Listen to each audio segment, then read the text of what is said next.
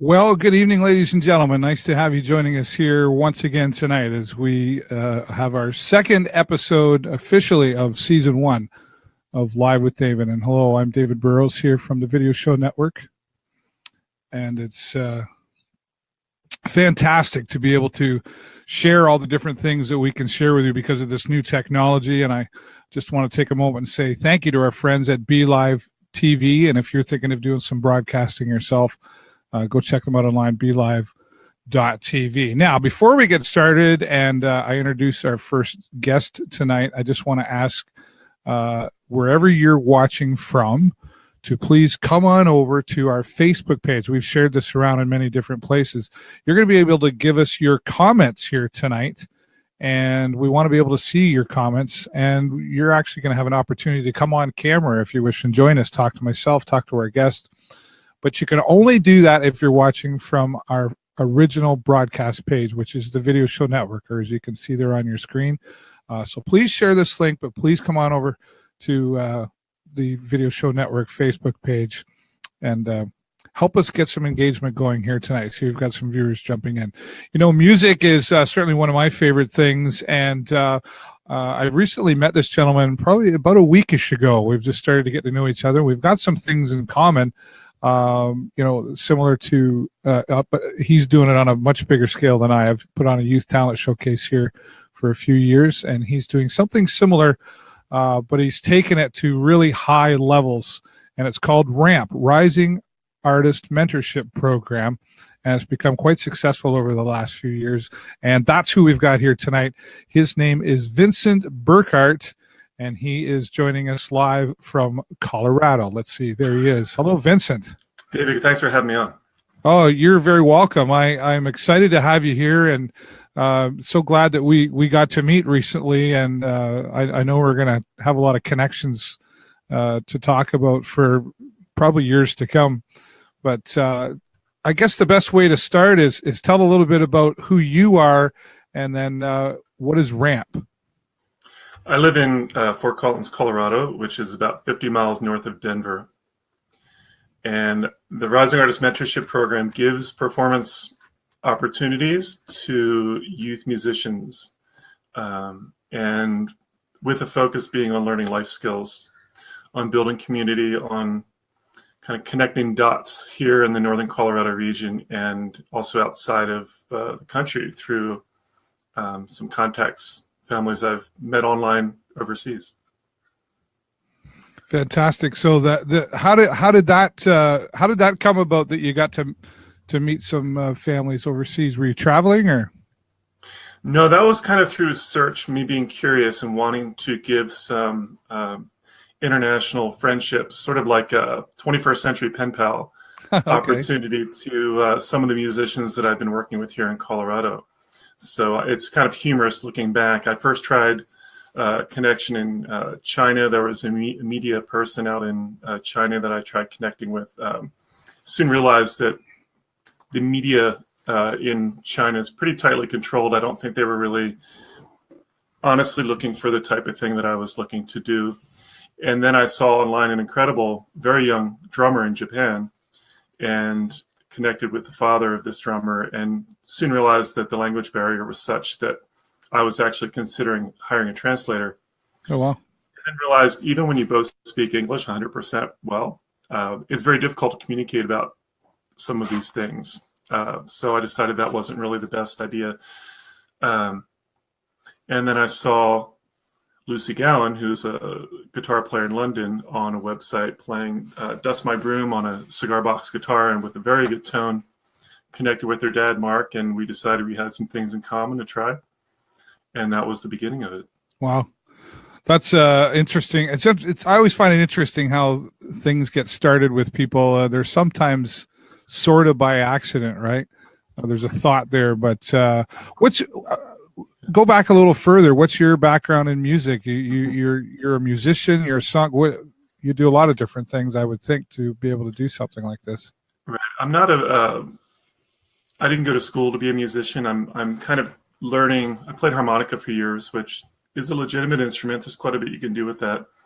Haven't been a performer per se. I've done a few performances in front of people singing, One time I sang in front of 500 people. I sang "What a Wonderful World," a la Louis Armstrong. I see, like, That's my favorite song. yeah, I see skies of blue. You know, I sang like that. And it actually Can you came do across that? pretty good. You did that for the whole song? Yeah, I did that in front of 500 people, and the lady that was my voice teacher at the time said I pulled it off pretty well. So, you know, I have a love of appreciation for the art of performing. It's not something I do a whole lot, but I'm teaching myself slide mandolin, which is quite a unique sounding instrument. I joke that I'm one of the top slide mandolin players in town because I'm probably the only one. You got to put yourself somewhere.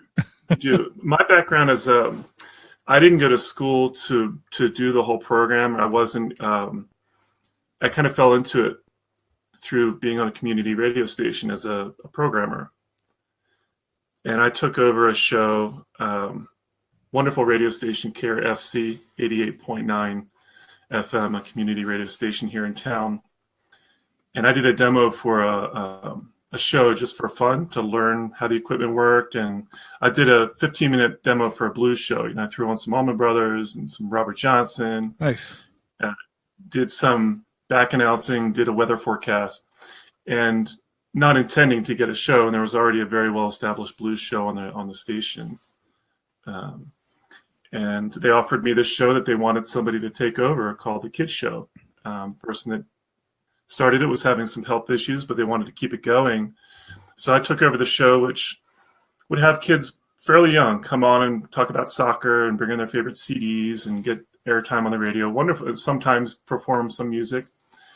Great original show. And I turned it into an all music show where would have youth performers come in and they would play live. And then I would interview them in between songs, which was a format of another show we had at the station called Live at Lunch. Okay. With established bands would come in and so forth, and have them in the real studio with the real microphones and so forth. And so I based it on the format of that. So I ended up doing almost 300 hour-long shows over the course of 5 years. Wow. Let me do my math here. Over the course of 6 years, I believe, and that ending in, I think, 2015. And it was all volunteer-based, a great opportunity to connect. And what I found was that, well, a couple of things. I found that them performing live was really a great opportunity for them. And also being interviewed was a great opportunity for them to use a different part of their brain. Yes. To be able to concisely talk about yourself as an artist is not easy for anybody. But I think if it's done in an environment where the person's really giving them breathing room to tell stories and to appreciate, give them that time, then I think it works really well. Well, you know, coming from the choir here, I guess, you know, as an interviewer, it's our biggest job is to try to get people to talk about themselves. And for those, I mean, well, some people don't have a problem talking about themselves, but you know what I mean? I mean, you say that creative side, but you have to help them bring it out, right? You're like a coach in the interview. And I totally relate with what you're saying, especially with younger people, right? You know, let's just get them up on the stage performing, build some confidence. You know, a good example, let's bring up Girl Power we had on here last week, you know. That's very something. Well spoken. Wow. Yeah, absolutely. Very well spoken. And so it's not just the music it's not just music in ramp, right? There's a lot more behind it. You know, like you mentioned, community. That's obviously something that's important to you to show that in there. How do you get people involved in the community through the program? As far as how, well, I mean, how do you connect with the community? I mean, you've obviously got to have some support for what you're doing. Mm-hmm. What's been the response like for that? Well, I think a couple things. I think the business owners where I've gone in and wanted to set up the gigs, they've been very receptive to that. Right. And we've had a couple things happen that ordinarily where there weren't gigs. For example, there's a great shot of KRFC. So that is the old station. We're back in that building, but it's been revamped, remodeled, and pretty iconic place in town there.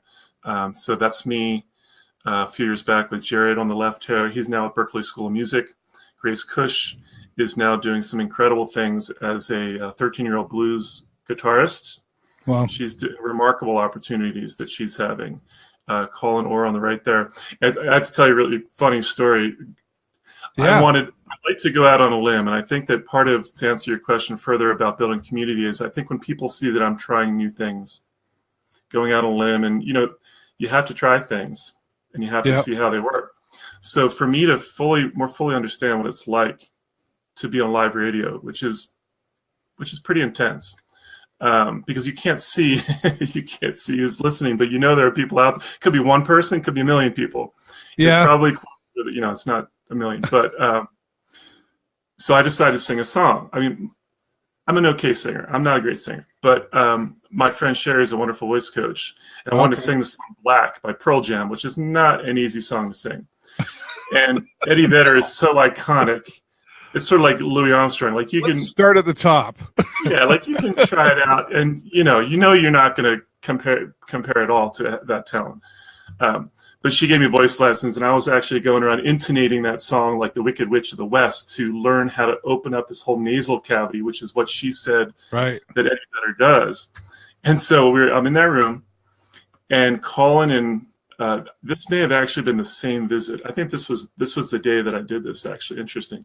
And Colin and Jared, very good guitar players, they played an acoustic version of Black. I was standing over to the left here, looking out the window, which you can kind of see to the right. I was teching the show, I was hosting the show, and I was singing on the show. So I set the controls, which was right behind the person that took this picture, which was the mom of Grace, Jill Cush. Had the controls set, went out to the microphone. We were live on the radio. The people from the previous show were like coming up to the window, waving at me and going, "Hey, I've got the song memorized, I think. I hope I've got all the settings right." And it was in a combination of working together. And I remembered all the words. It was really fun. I'm super glad I did it. Not something that I really would share that performance. If I had it, I'd probably have it in the archive somewhere. But it was a great experience to feel what they feel. So being a host and empathizing with that, all that goes into that, there's a lot. And I wasn't even playing an instrument, right? Well, my voice being an instrument that you can't see, but I think it helped a deeper appreciation of what they go through. Yeah. And it's good to put yourself, put the shoe on the other foot, so to speak. It probably has, helped you moving forward with your coaching and everything else. I can relate. I've been interviewed, and I'm like, I don't know how to be interviewed, right? Because I'm always the guy doing. No, it's difficult, but you've obviously got some great success stories there. You're talking about some of the folks here. So this isn't just just a weekend thing for you. This started out as a volunteer idea, and it is now ramped up, if you will, into a business. Correct. And starting October 1st is a pretty significant date, because I have a few artists coming on under contract to be their basically promoter. It's not so much being a manager, although there are things that I do that a manager would do. With the age, it's more based on the life skills. They may have gigs, certainly, that bring them money, so forth. But it's more. So it's a very exciting time. It's great that you put this picture up here. This is Grace, who you saw in the previous picture, talking about thinking outside of the box and how you build community. When people see these performers and how good they are and how dedicated they are, they want to meet them afterwards. They want to meet the parents. And then they may say, "Oh, I have a son that, is shy, but he's talked about performing." Boom, go talk to Vincent. You talk to Vincent about that. That's great. And then, future performance, we can have them play. This was literally the most visible place to stand outside in town. And nobody had ever played there before. This is outside Ben & Jerry's in Old Town Square. And Lee Swanson's a wonderful gentleman who runs that. And we thought about having some music performed there. If you walk in where you see that tile in the back, and you take a sharp left, there's like a corner that's kind of out of the way. I was thinking how great it would be to have some, background music inside the Ben & Jerry's. This is in Old Town Square, which is a very, very visible place in town, beautiful area. And Lee's like, "Well, it's my patio out there. I can have music out there." I was like, "What?" are you serious? Like, we can play music out on the patio? Highly visible place. Oh, great. And this is a unique shot in that Grace is, this is a electric mandolin. It's called a Mando Strat. So it's a Stratocaster, but it's a mandolin. So it's 4 strings tuned to a mandolin. So she was transitioning at this point from going into, eventually she got into blues, but she's playing bluegrass. Big bluegrass player. So she developed really strong fingers. In this picture, I'm thinking 2014. So I think she's 10 in this picture. Wow, that's amazing. Yeah, and so it was fun for me to give her some opportunities. Her mom, Jill, helped tech my show for a while. Jared, who you saw in the previous picture, was really helpful with setting up the amplifiers and so forth. So it was, if you were to turn around, you would just see a fountain. You'd see a big Old Town Square area where it's kind of a gathering place for people. So to be able to have amplified music there was really, it kind of spoke of the mindset, I think, of the, in large part of what this town represents. I'm so glad I was able to send you these pictures. Yeah, there's a lot of and it's fantastic because I just want to slow you down just for a minute. I know. It's it's great. I love the stories, but before I forget, I wrote it down. We talk about transitioning from volunteer to a business. Yes. Was that difficult? Did anybody frown at that? It's still in process. I don't think anybody has frowned. I think it's more because I started doing this in 2009. Yeah. And it's given at the radio station. It's a community nonprofit radio station. That's not a place where it's not a place where you make money. Although, after a couple of years of this, I had people, including the station manager, saying, we need to find a way we need to help you find a way to monetize this. So nobody has been resistant to it in the sense that I'm sort of a creative at heart, and many of us creatives have a harder time developing it into a financially feasible situation because ding, ding, ding. You do that out of a passion, right? Sorry, I just I was kind of waiting for that there, but continue on. Yeah, no, exactly. So I just now I'm kind of getting a handle on that, and I'm able to kind of have different things that I can help with, and then dependent upon the artist, we can look at. Big part for me as well with a specific artist, how many hours a week or how many hours a month are we really going to, how can I help you, and what would be the cost per hour with that? So that's something that's really consolidating now and coming to some fruition. So I have some people, families with their youth, very excited to start working, and I'm making it very reasonable. Where it's not something that I'm looking to make a lot of money at, but certainly providing a lot of value. And this is the type of thing that I could see eventually.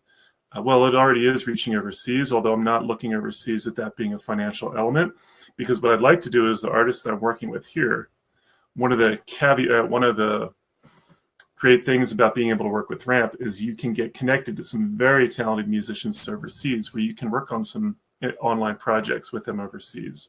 Yeah. Well, it's especially with what we're doing right now, and we've talked about this before. I mean, the whole world's just one big city now, right? And you're able to connect with people more, and with maybe some language barriers at time to time. You really can, like I say, you're talking about dealing with people overseas and everything. You're not just talking to people in your hometown. So this, and I admire when you say, well, I'm not looking to make a lot of money at this. That shares your passion, but you've got to pay the bills and you've got to make a living, right? Right. And that's, I understand what you mean when you say, well, it's hard to, sometimes you sort of feel guilty, right? For getting, do you ever feel guilty for getting paid for doing something you love?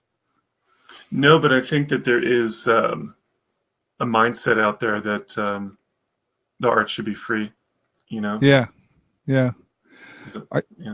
I think it's, I can relate. I think artists are taken advantage of, from time to time, and it's like, oh, will you play my thing, and where it'll be great exposure for you. Exposure, right? Right. It'll be great exposure for you. Right. Well, exposure is great. And I think, the passion is always great, but I think, would you agree that sometimes the passion gets in the way of just a little bit of moving forward? I think it does. I think it does. And I think that there's an overall mindset that needs to change. I was setting up a gig at Avogadro's Number, which is an iconic place in town, and I was charging a very reasonable fee of $5. Right. And I had one of the dads of one of the artists kind of say, well, I don't know, if my friends are going to want to come and pay that. And I said, well, we need to be part of the change.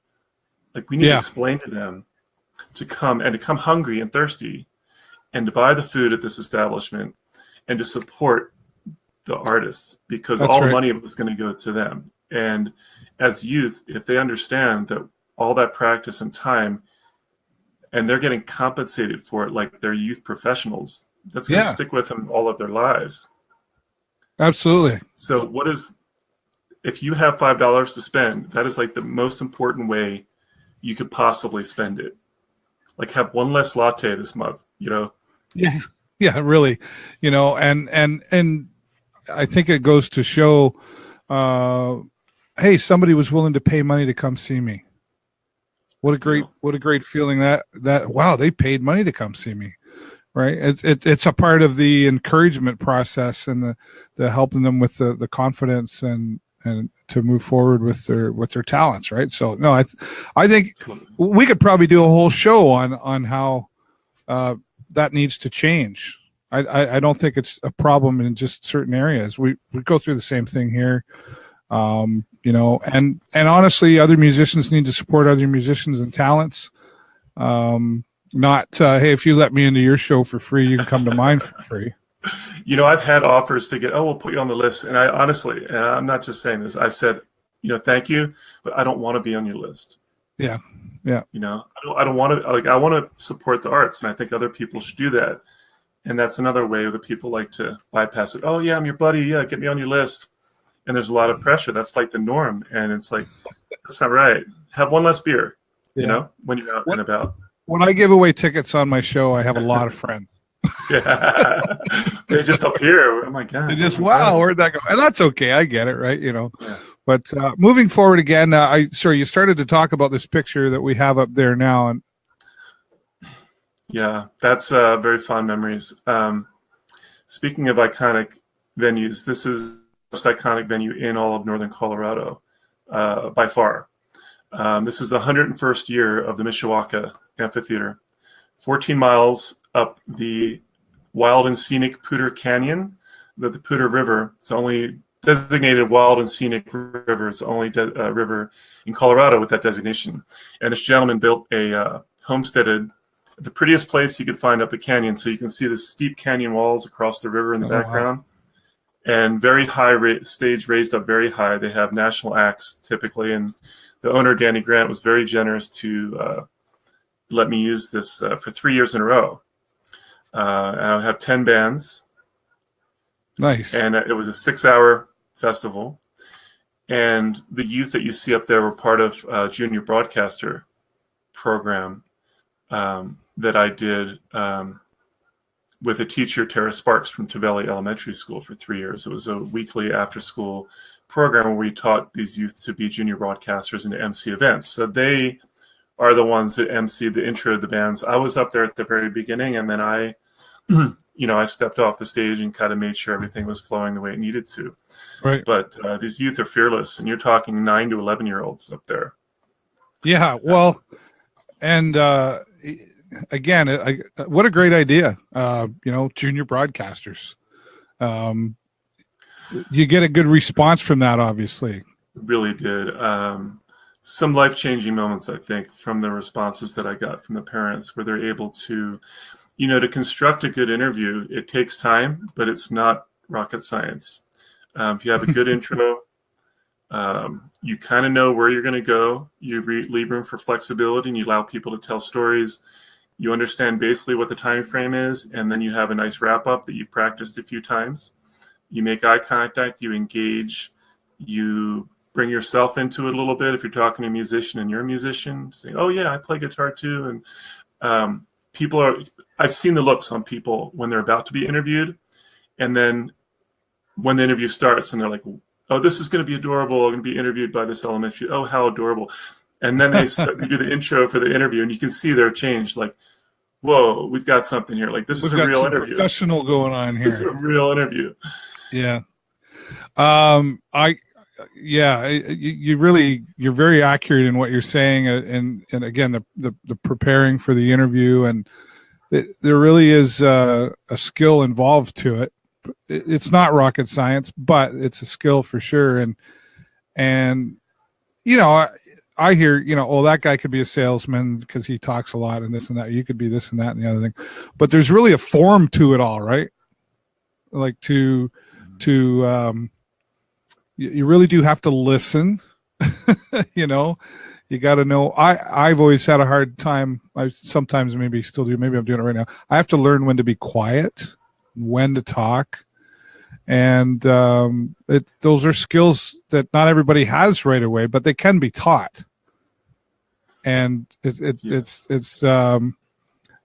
it's just another great way what you're doing for young people, youth, to be able to express themselves aside from the distractions of life like cell phones and video games and everything. I just interviewed a gentleman this week, and I said, what got you to pick up the guitar and teach yourself? And he said, I got tired of playing video games. I was like, yay. There's a lot of organization that goes on to putting on a festival as such. Yeah. Is this a one-man show, or are you getting lots of help? Or you got a team?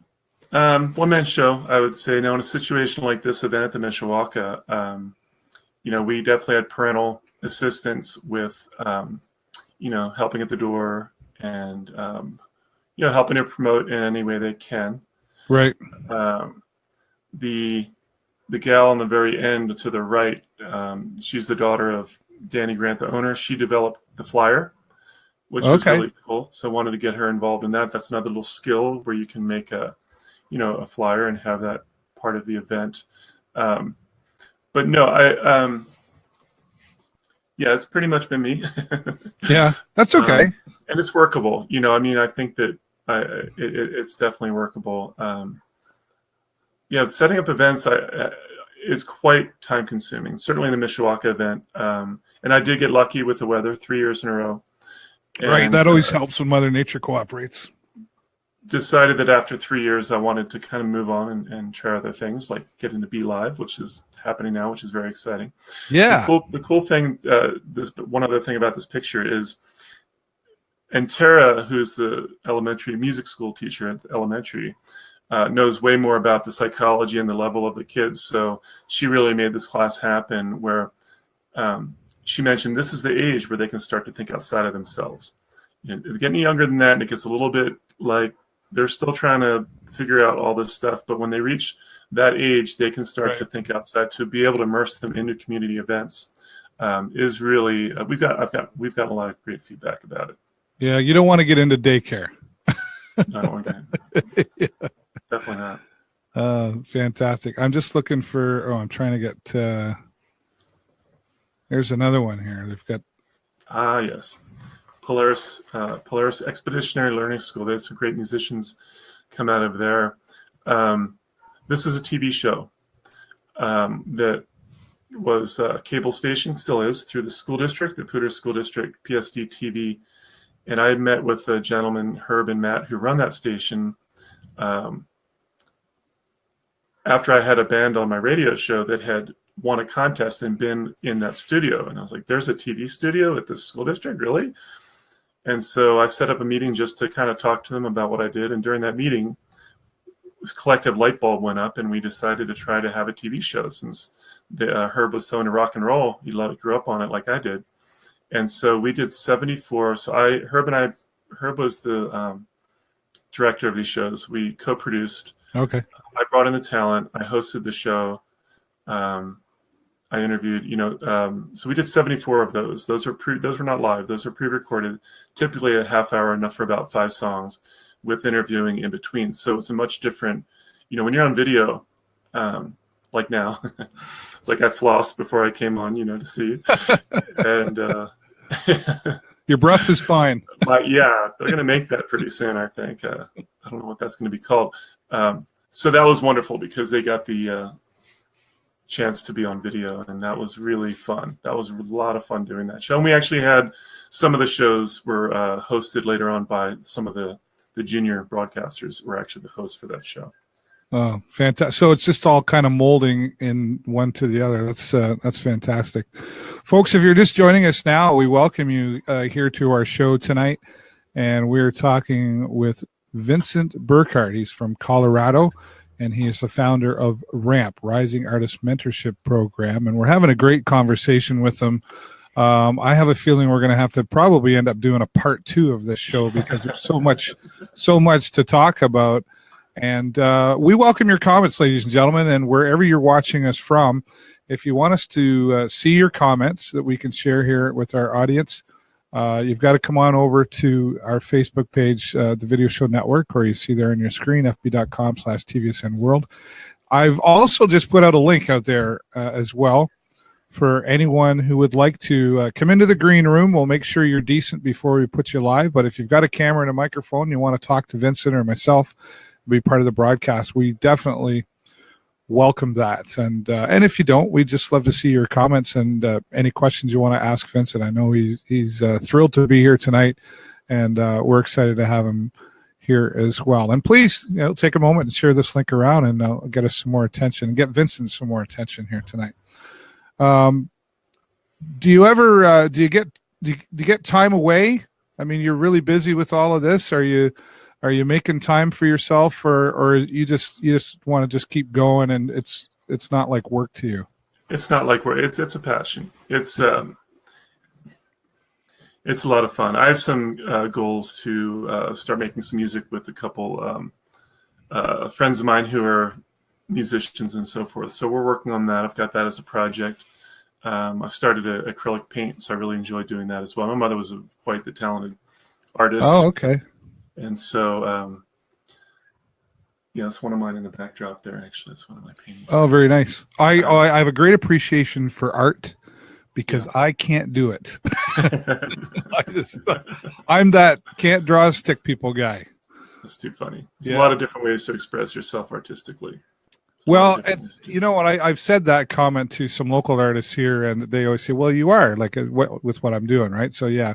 We've all just got to, but the other great thing about what you're doing is it's not always easy to find what you're good at. Or I think there was at least a time in life where we go, I don't know what my passion is yet. I'm still trying to figure it out. Yeah. Have you had that experience here as well, where the young folks are, I don't know if I want to play guitar, I don't know if I want to sing, or I don't like. Do you help them figure that passion out, or when they come to you, they've already figured it out? That's an interesting question, because most of them are very passionate about their music. This is a group Elevation here, trio with Annalise there on the left there. And they're all very remarkable in what they're doing now as adults. I think that my job is pretty much to be supportive and give them opportunities, because I would like to think that in some capacity the arts will stay with them their whole lives, whether they try to make a living out of it or a part-time living out of it. So I think them just having somebody outside of their direct family unit, there I am, slightly shorter hair, directing, kind of getting them set up with a show there. That's what my job is. To have a voice outside that supports them, I think is pretty cool for them to, just kind of see somebody that takes an interest in their music. Yeah. Are you that Mr. Holland? Well, Mr. Holland Opus with Richard Dreyfuss. I'm trying to think of what his character. Oh, I wasn't sure if you'd catch that or not. That's great. Oh yeah. I'm trying to remember what his character was in relation to the youth that he was mentoring. Well, I sort of brought that up to lead to my next question. I mean, obviously, you work closely with these young folks, and you you get personal with them. You'd have to get personal with them in order to get in the head and heart and understand what they're going for. What about relationships outside of the work world? You must get emotionally attached. How do you mean? I'm not quite sure what. Well, I mean, are you sort of like a dad or a parent sometimes? Like, will they feel? I mean, they obviously got to feel comfortable with you. They obviously sort of got to like look up being to an you. uncle. It's sort of like being an uncle. Yeah. Okay. I would think. I mean, most of the communication is with the parents for the most. Is pretty much because we're talking logistics, and there are things that come up with the parents that they go through. I think just being supportive, I mean, when you are working with youth, you do have to kind of have a professionalism where the parents are sort of the bridge for that, Yep. But yeah, I mean, I think that just in so many words, letting them know that I believe in them, that's definitely something that's come up where I always say, I believe in you. Yeah. Because it is hard to stick with your art. There are situations where those that put themselves out on a limb and perform can get bullied in school because it's so easy to be a critic. And for sure. The ones that they're not living the artistic life. So there have definitely been situations where I've, kind of been privy to some of that's happening. And right. Yeah, absolutely. Yeah. And so because that's a big thing, right? Being bullied. I mean, we hear that. I mean, it's always been a thing, right? We just maybe hear it more because of our devices. But so how do you handle that?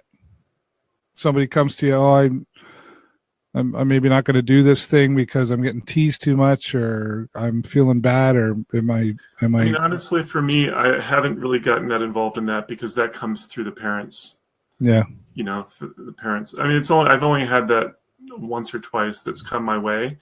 And it's pretty outrageous, the whole bullying aspect. And I'm not in the school system because that's where that sort of thing happens. And I think that there are a lot of, it's a tricky and treacherous road, I think, to navigate as a parent. Well, for sure. So I can only, it's very unfortunate that happens. Absolutely. But obviously, I mean, I guess you could look at it as the way that you deal with it is you've created this positive space for them. So if that is happening, they look forward to coming to you and to what you're sharing with them, and they can be real then, right? Who's this young lady here? Yeah, and actually, this is a copy of the same thing there. This is Amber Walker. She lives in Melbourne, Australia, actually. Oh, okay. And it was pretty cool. When I was doing the radio show, I found there was a radio station in Melbourne that was a community radio station. And we did a trade, which was really cool. So like twice a month, I think, for a while, like I think there were 20 youth eventually that I interviewed. I would interview a Melbourne, Australia musician, or in Amber's case, she sings and plays guitar. Right. Live on my show. So I would actually call Melbourne, Australia during the radio show, and they would have sent me prior a couple of their songs. I would leave songs plus an interview for like at least 15 minutes, I think, is what we would do. So Amber was one of those individuals from Melbourne. And then in 2014, there was an idea that I had along with a friend of mine, Steve. And it was actually brought to me by one of the musicians, and it was something I'd been thinking about, Jimmy Harrington, where he wanted to do a CD of original music. So there were a number of Colorado musicians, youth musicians, that had just gotten into the songwriting mode and had never been in a recording studio. So Steve Parker was a wonderful person for them to work. He's got into the recording studio, and this one song Amber was on, it was a instrumental song by Kirby Hamill, who plays electric guitar, and he laid down a guitar track, and then Amber vocalized over top of it. The idea was sort of like a Great Gig in the Sky sort of element, where she's intonating the so she was actually on this CD, and one of the the template that we use going into this is that each of the artists would get 50 copies of the CD to do with as they wish. So that was cool. And I remember going to the post office and shipping them over to Australia. It was a really cool moment, you know. I was really proud of everybody and how they did in that CD. And we keep in touch now and again. I've interviewed Amber since then on Zoom application, and she's continuing to pursue her music over in the Melbourne area over there. Yeah. Another great success story. That's fantastic. It worked out well. What and this looks like somebody's having fun here. Yeah, that was in Loveland. Great name of a town just south of us, Loveland. They get a lot of mail on Valentine's Day routed through them so they can get the stamp that says Loveland on their letters. Very artistic town. Quite different than Fort Collins, but very close. So this was at the Loveland Museum in the bottom room, bottom gallery. So I was asked to do a startup session for Startup Week in Loveland. So it was really fun. It was quite interesting. I had myself, this is John B. sitting next to me, a remarkable talent, and Emma Marie, both artists I've worked with quite a bit over the past year. And then Maya's sitting next to her, Emma, and then there's a seasoned performer sitting next to them, and then Jana, who is a manager for adult talent in town. So I put this thing together that was titled Youth Professionalism in the Music Industry in Northern Colorado. So they were telling stories about, you know, the trials and joys of being a working musician, and they're still all in school. John is just now starting high school, and Emma just turned 13. But it was cool because they really approach their music as being a youth professional, and it's quite interesting. So that was really fun to be a part of that, to create something like that, and then to have it happen like that. It was really great time. That's fantastic. You know, as more and more I listen to you talk, your passion shows in everything that you're doing, and that's great. And I think, you know, people obviously recognize that, and this is a big thing as far as I'm concerned. And do you have any before we go into our next picture here? How big do you want this thing to get? Well, I think that's a great question, David. I think that the template, you know, I remember a few years ago thinking I want to have an artist in every continent that I'm working with. And I know Antarctica would be really tough. Antarctica would be like, how do they play guitar down there? Your fingers would like freeze, you know, it gets stuck to the strings for crying out loud. You wouldn't want to play the harmonica. You wouldn't want to play the harmonica. No, not at all. I think a dream would be to travel the world setting up little programs of ramp in different places and then staying connected to them via the internet. You know, if there are people watching and, you know, and on the replay, which is cool, the whole repurposing thing with Be Live is wonderful. You know, I think that it's not that complicated. I didn't go to school for this. I've kind of created this out of a passion and the support of the community, to be able to have something in place where you are giving youth opportunities, and through different media, where you have a junior broadcaster program where you're teaching youth how to be MCs and to interview people. It's a powerful thing, you know. Yeah. I remember reaching out to some cities where they just didn't take the interest, and I was like, I don't know why they wouldn't, you know. And I mean, there's certain logistics that come into play. Why don't you get this? Yeah. And there can be red tape, certainly, you know, because the couple tried, I think. But certainly, and I appreciate your kind comments, and I do think it's a win-win thing. There's a sense of if you want to improve a community, if you want to build community, we have a pretty strong community in Fort Collins. Our music scene is quite remarkable. There are a lot of very seasoned mentors and teachers, more so than myself, who are doing programs that are really doing some remarkable things, and not every community has that. So, yeah, you know, I kind of feel, I remember I was given a the opportunity to write a 75-word write-up in our music magazine in town, Scene Magazine. Fort Collins is the epicenter. What did I say? Epicenter of a wave of collaboration with true potential to unite and lift up communities around the globe. And I really feel that that's a calling that our city could have. And I think it does in some ways work on that. I think that's a great vision, and I think it's a very doable one, quite honestly. I mean, I'll just say the same thing about Sarnia. We have a great arts community with music and art and culture, and there's a tightness there. And the junior broadcasting thing, I mean, that it's, again, funny, something I've thought about. I didn't necessarily have that name in my head, but because of what I do, I MC a lot of different events in our city. And, you know, I was doing a broadcast for a lacrosse game, and I had a young fella, I don't know, it was 9 years old or something like that. And it was his birthday. So I said, well, I need a co-host. And he did the whole game with me.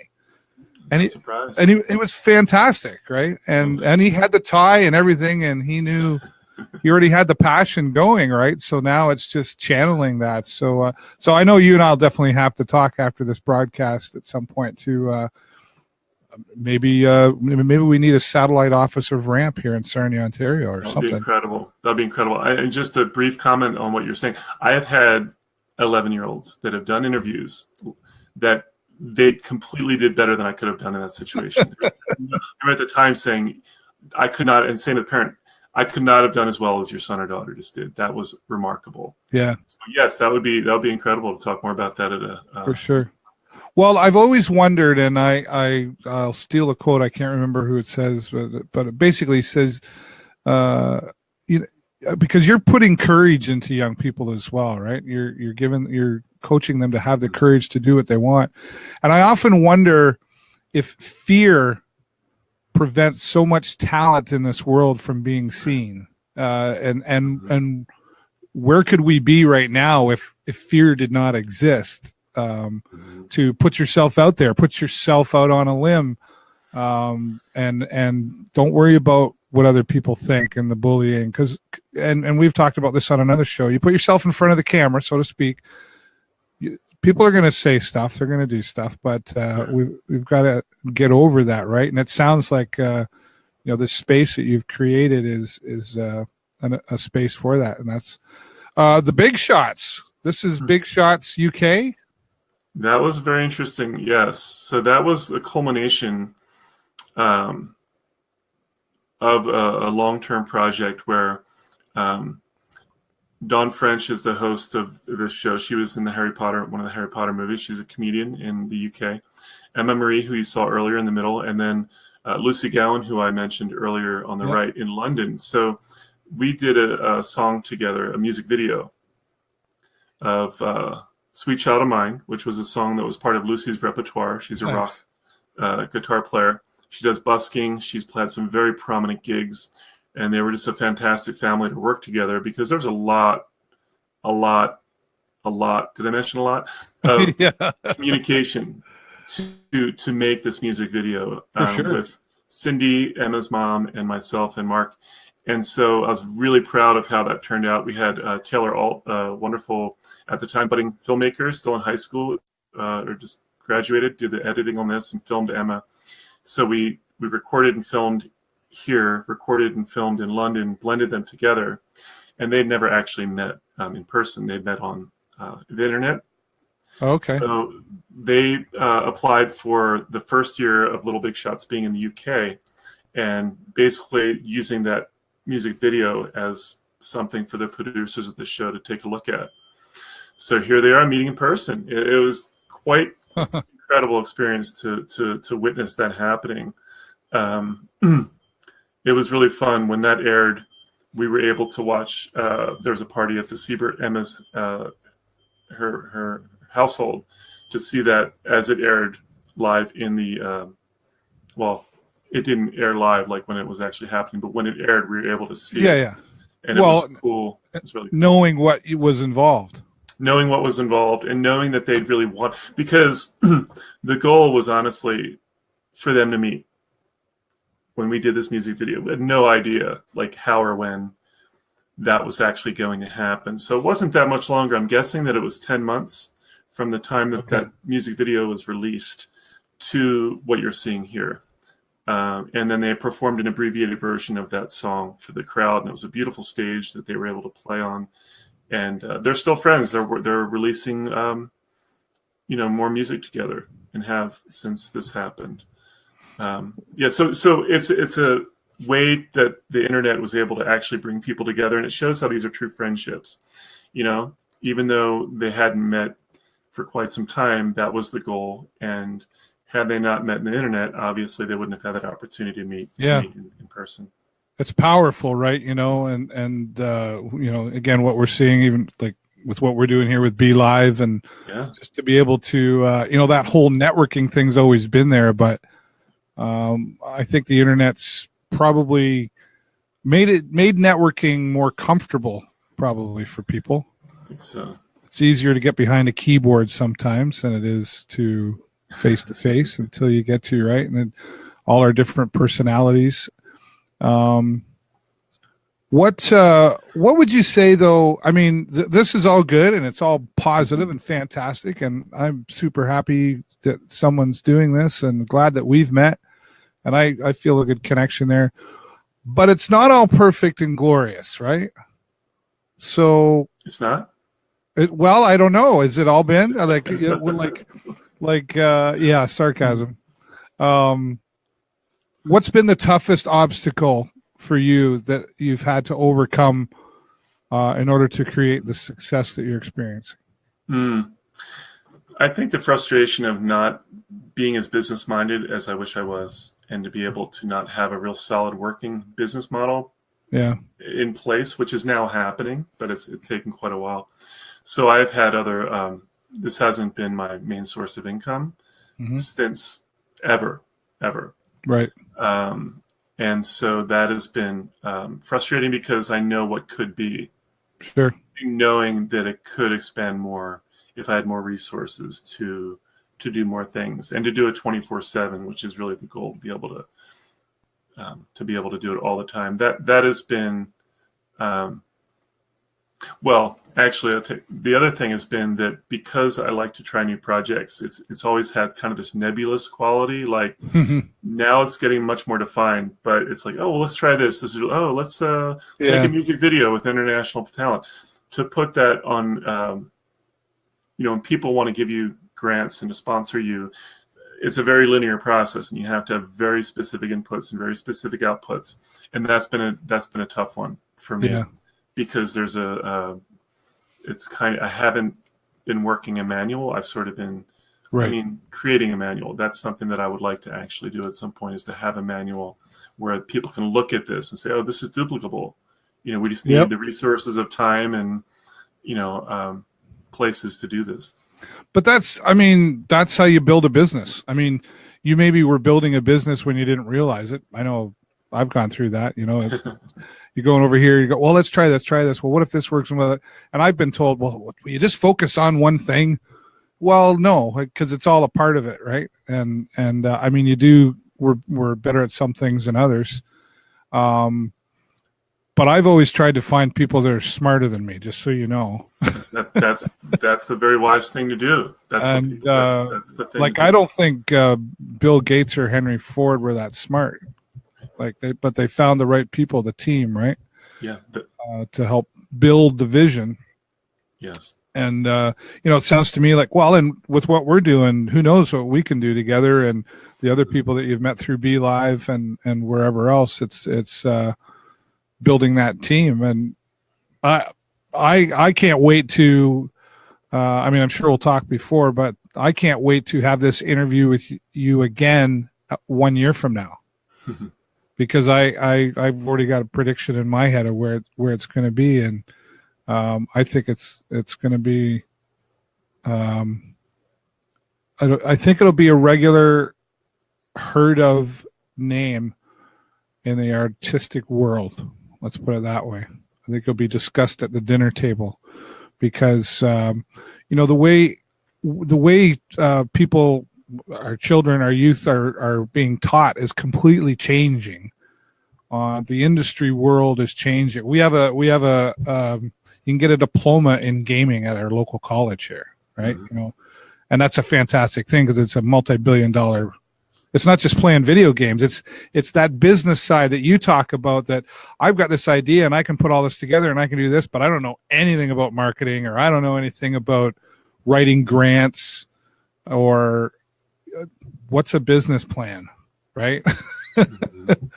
So I do look forward to that. We're going to start to wrap up. We got a few minutes left here, but I've got another picture that's actually been very curious on my mind. And I just got to find a way to remember it. There it is. What's this all about? So that is the actual performance of Little Big Shots UK. Lucy and Emma Marie. So great backdrop. The way they designed that set was really brilliant, because you've got a blend of the US and the UK on stage. Yeah. And they utilize that as far as their backdrop goes.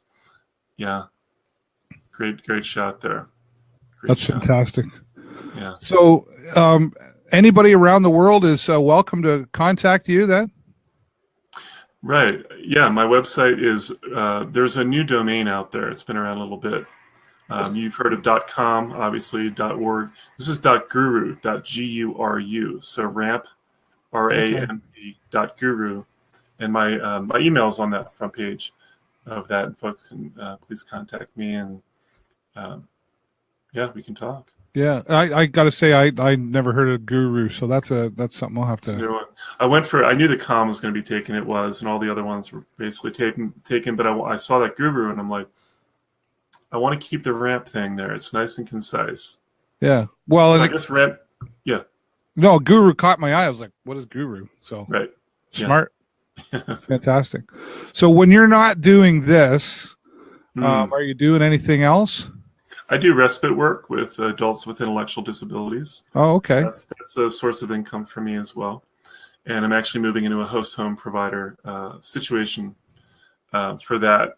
But as far as, for fun, definitely learning to just enjoying the community, enjoying the music scene out here. It's a beautiful state out here, with the weather. We have 300 days of sunshine out here, which when you think of being near the Colorado mountains, people think that it's pretty brutal weather, but it's actually quite beautiful out here most of the time. Yeah. Had a great fall. So, enjoying the artistic scene out here is definitely something that I really enjoy. Yeah. Yeah.